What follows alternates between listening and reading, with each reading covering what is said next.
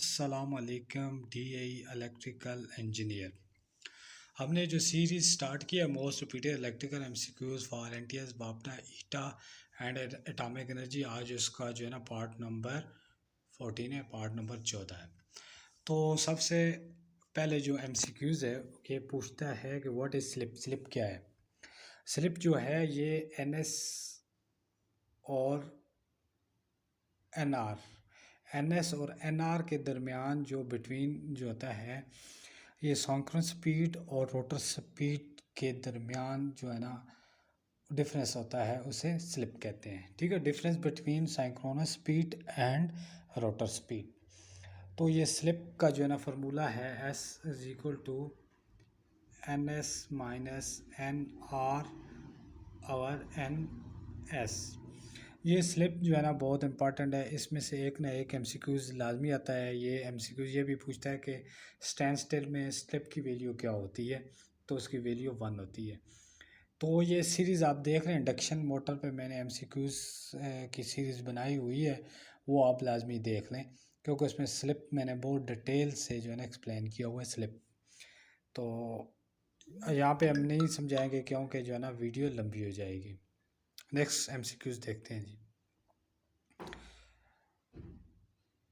अगला एमसीक्यूज़ है हमारा, कहते हैं what happened to a 3 phase induction motor if 1 phase fail during running. तो ये हमारे पास ये देखें इंडक्शन मोटर है, इसकी स्टेटर है, इसको हमने 3 फेज सप्लाई दी हुई है आर वाई और बी। कहता है अगर एक जो है ना फेज जो है ना हमारा जो है ना वो क्या हो जाए, फेल हो जाए, कट जाए, ठीक, किसी वजह से, तो फिर क्या होगा? तो फिर ऐसे होता है कि मोटर कुछ देर चलती है और कुछ देर चलने के बाद मोटर क्या जो बर्न हो जाती है, जल जाती है। ठीक हो गया। ये एमसीक्यूज़ भी बहुत रिपीटेड एमसीक्यूज़ है। तो इस सेफ्टी के लिए हम फेस फिलर यूज़ करते हैं। ठीक है, फेस फिलर। तो फेस फिलर पे भी मैंने वीडियो बनाई हुई है। ये इंडस्ट्रियल प्ले लिस्ट में जाके इंडस्ट्रियल इलेक्ट्रिशियन, उसमें फेस फिलर पे मैंने वीडियो बनाई हुई है, वो देख लें। फेस फिलर का क्या फंक्शन है, क्या काम है, किस तरह काम करता है, किस तरह मोटर को प्रोटेक्शन फराहम करता है। नेक्स्ट एमसीक्यूज हम देखेंगे। अगला एमसीक्यूज है, कहते हैं which motor is not self started. कहते हैं वो कौन सी ऐसी मोटर है जो सेल्फ स्टार्ट नहीं है। तो ये हमारे पास जो सिंगल फेज मोटर होती है ये सेल्फ स्टार्ट नहीं होती, 3 फेज सेल्फ स्टार्ट होती है। ठीक है, सिंगल फेज को स्टार्ट करने के लिए हम जो है ना इसको सेपरेट फेज मतलब 2 फेज में कन्वर्ट करते हैं। अंदर स्टार्टिंग और रनिंग वाइंडिंग लगा के कैपेसिटर लगा के हम इसको 2 फेज में कन्वर्ट करते हैं। ये देखें हमारे पास ये मोटर का रोटर है, ये हमारे पास मोटर की स्टार्टिंग वाइंडिंग है और ये हमारे पास कैपेसिटर है और यहाँ पे ये रनिंग वाइंडिंग है। ठीक है, और यहाँ पे हम माइनस प्लस सप्लाई देते हैं। ठीक है, ये सिंगल फेज जो मोटर होती है वो सेल्फ स्टार्ट नहीं होती। ये एमसीक्यूज भी आता है। ठीक है,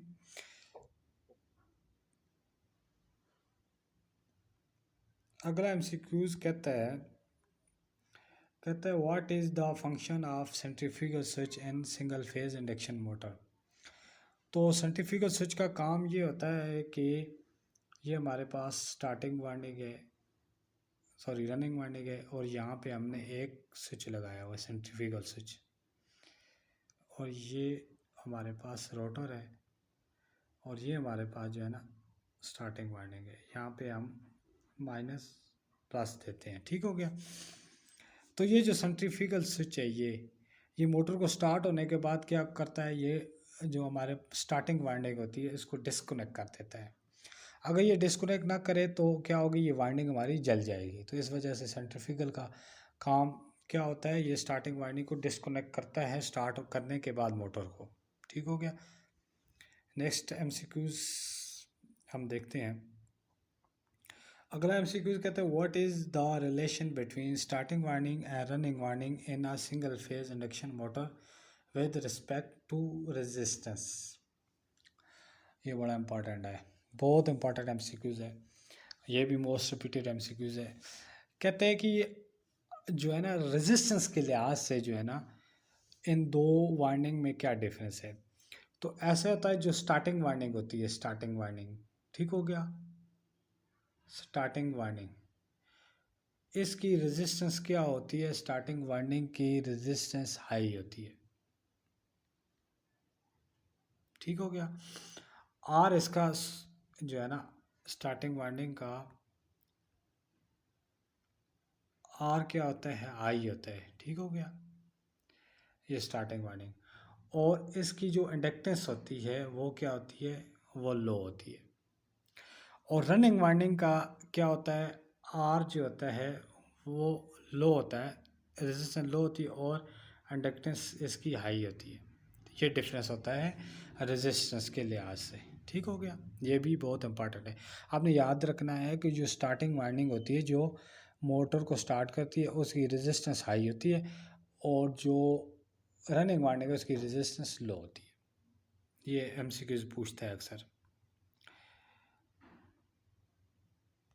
अगला एमसीक्यूज है, कहते हैं which motor is use in sound recorder.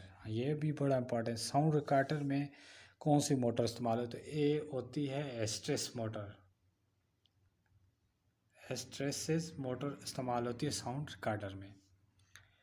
अगला एमसीक्यूज है, कहता है कि जो हमारे घरों में हम जो मिक्सी वगैरह होती है, जो ग्राइंडर होता है, तो उसमें कौन सी मोटर यूज़ होती है। उसमें यूनिवर्सल मोटर इस्तेमाल होती है, यूनिवर्सल मोटर। और यूनिवर्सल मोटर एसी और डीसी दोनों पे काम करती है। ठीक हो गया, ये भी एमसीक्यूज आता है। एसी और डीसी दोनों सप्लाई पे यूनिवर्सल मोटर फंक्शन करती है।